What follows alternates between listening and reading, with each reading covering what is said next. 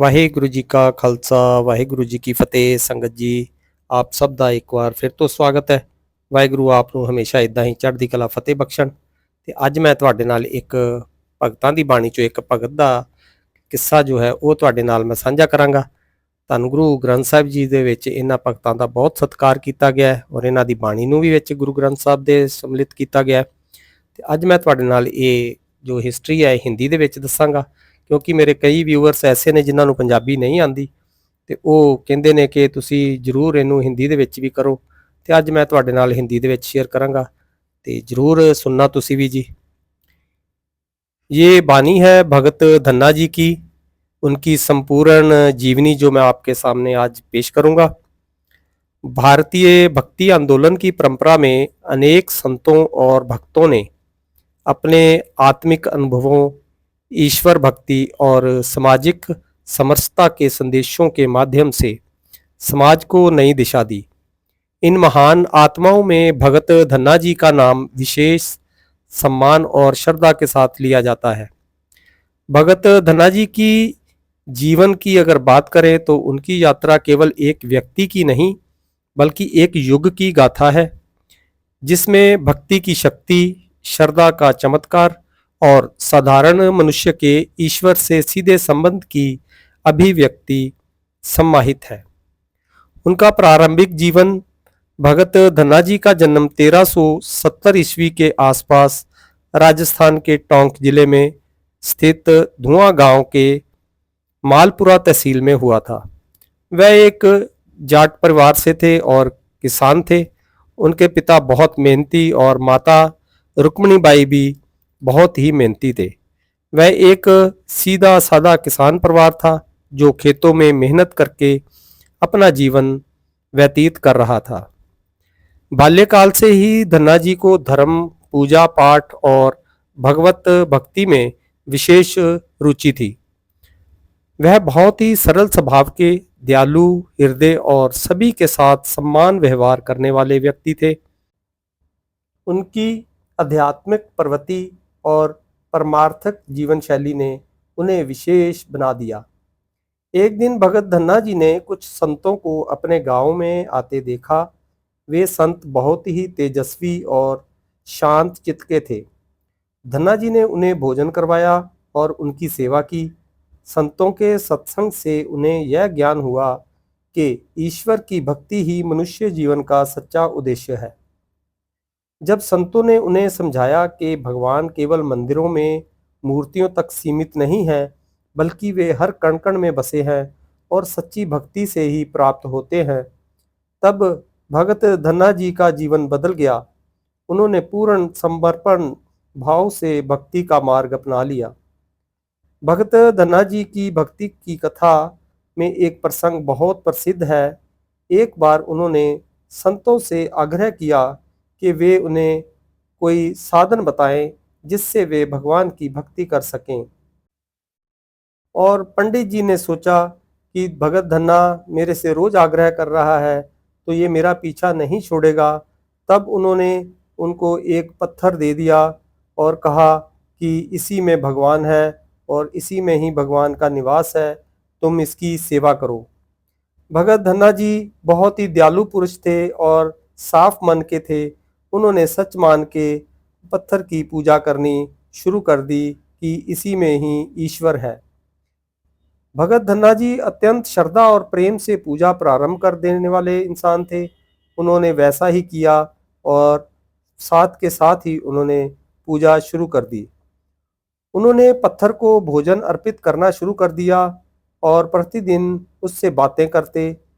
जब भगवान मूर्ति में प्रकट नहीं होते तो धन्ना जी रोते और आग्रह करते कि हे प्रभु, आप मेरे भोजन को क्यों नहीं स्वीकार करते। क्योंकि भगत धन्ना जी रोज पत्थर के आगे दीप जलाना, भोजन रखना और भगवान से आग्रह करना कि आओ भगवान भोजन छको, भोजन खाओ, तो उसमें से भगवान प्रकट नहीं हुए। ये भगत धन्ना जी की निरंतर कार्रवाई थी जो रोज करते थे, सुबह और शाम। अंत में उनके साथ क्या हुआ, यह उनका निष्कलंक विश्वास था जो ईश्वर को भी बाध्य कर देता था। अंततः कहते हैं कि भगवान ने धन्ना जी की सच्ची श्रद्धा से प्रसन्न होकर पत्थर से प्रकट होकर उनका भोजन स्वीकार किया। भगत धन्ना जी के जीवन में अनेक चमत्कारिक घटनाएं घटित हैं। ये घटनाएं यह सिद्ध करती हैं कि जब मनुष्य सच्चे हृदय से भगवान को पुकारता है तो वह निराकार परमात्मा भी साकार होकर उसकी सहायता करता है। कहते हैं कि जब धन्ना जी भक्ति में इतना डूब गए कि खेती बाड़ी का ध्यान नहीं रहा तो उनके परिवार वाले और पड़ोसी चिंतित हो गए।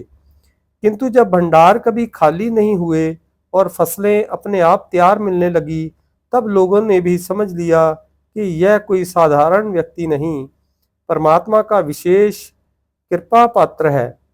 भगत धन्ना जी पत्थर से प्रतिदिन संवाद करते थे और यह बात पूरे गांव में प्रसिद्ध हो गई। लोग उन्हें पागल समझने लगे, परंतु एक दिन सभी के सामने पत्थर से भगवान प्रकट हो गए। तब सबको विश्वास हुआ कि यह सच्चे भगत हैं। भगत धन्ना जी ने केवल भक्ति नहीं की, बल्कि समाज में व्याप्त जात पात, ऊंच नीच और धार्मिक पाखंडों का विरोध किया। उन्होंने कहा, भगवान ना तो जात देखता है, ना धन, वे तो केवल मन की श्रद्धा और शुद्धता, सच्चे प्रेम को देखते हैं। उनकी यही भावना उन्हें आजन्म से जोड़ती है और यही कारण है कि आज भी धन्ना जी को किसान, मजदूर और ग्रामीण समाज में विशेष आदर से देखा जाता है। भगत धन्ना जी की भक्ति और वाणी इतनी प्रभावशाली थी कि श्री गुरु ग्रंथ साहिब जी में उनकी 3 वाणियां अंकित है। यह गुरु साहिबानों की ओर से उन्हें मिला आदित्य सम्मान है।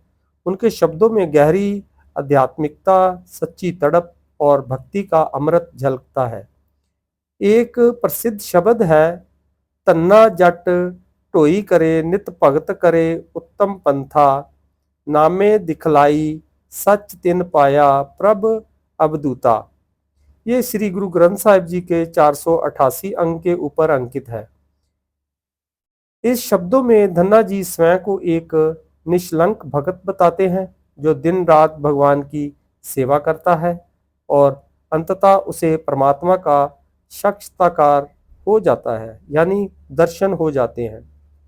भगत धन्ना जी ने अपने जीवन का अधिकतर समय भक्ति, सेवा और साधना में बिताया। उनका देहांत लगभग 1470 ईस्वी में हुआ। माना जाता है उनके निवारण के पश्चात उनकी स्मृति में राजस्थान और पंजाब में कई स्थानों पर मंदिर और गुरुद्वारे बने हुए हैं। राजस्थान के टोंक जिले के पास स्थित धन्ना भगत धाम एक प्रमुख तीर्थ स्थल है।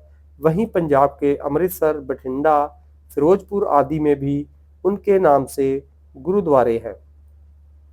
भगत धन्ना जी का संदेश अत्यंत सरल लेकिन गहन है। उनके कुछ प्रमुख उपदेश निम्नलिखित है। सच्ची भक्ति ही ईश्वर प्राप्ति का मार्ग है। ईश्वर जाति कुल धर्म नहीं देखते, केवल मन की भक्ति देखते हैं। जिसे सच्ची श्रद्धा होती है उसे भगवान अवश्य दर्शन देते हैं।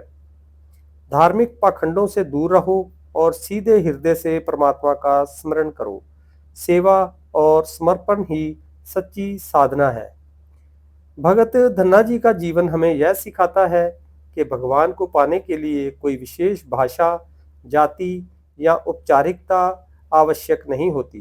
केवल सच्चा प्रेम, श्रद्धा और समर्पण चाहिए। उनका जीवन एक उदाहरण है कि कैसे एक साधारण किसान भी अपनी सच्ची भक्ति से परमात्मा का साक्षात्कार कर सकता है। उनकी कथा केवल इतिहास नहीं बल्कि एक जीवंत प्रेरणा है उस हर व्यक्ति के लिए जो ईश्वर की खोज में है, जो भक्ति के मार्ग पर है और जो जीवन के सच्चे अर्थ को जानना चाहता है। साथ संगत जी, ये थी भगत धन्ना जी की जीवनी। जीवनी को बताते हुए बहुत ही प्रकार की गलतियां हो गई होंगी। अनजान बच्चे हैं, आप संगत बख्शन जोग हो, आप जी बख्श देना।